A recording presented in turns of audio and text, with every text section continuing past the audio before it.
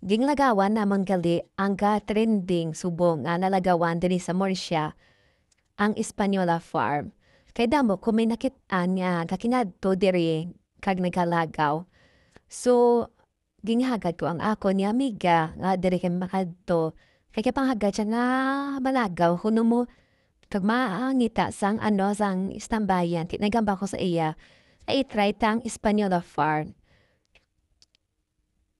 Pagsaka niyo digali, amon siya makit-ayo nga view nan. Ang grassland, camping, tapos makit-anyo di ang Balantak Falls kag ang Twin Falls.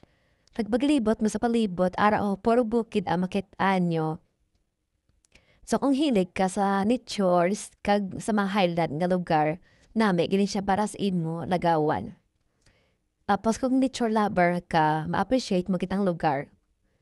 Agi ang lugar Kag paglagaw din namon, adamo bidya sang naglagaw di kadamo sang tawo as in.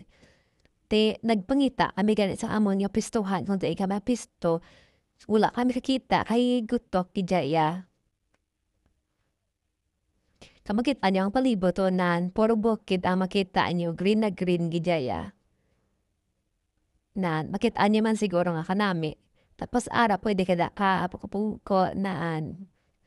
Kag sa wakas nakakita kami sang amon nga pistuan ti ara nag-umpisa na kami kaon.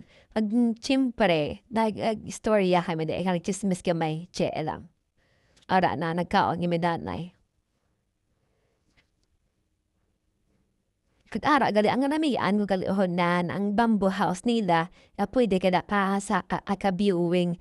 Sa dira gali makitaan mga daang city sang Bacolod nan. Kita anon tatanan. So kanami nang gidya sang view ya. Anam bisang lugar kay kabugnaw tapos damo ang may makit-an niya view do halos tanan guro makit-an mo na da nga view.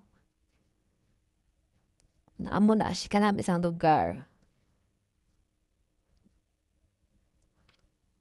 Sagara gapapuli na kami da kay tapos sa kami da kaon tapos kami libot sa lugar.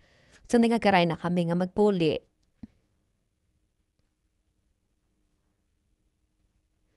Ko siya din lang astaha kay tapos sa kami da. Bye-bye.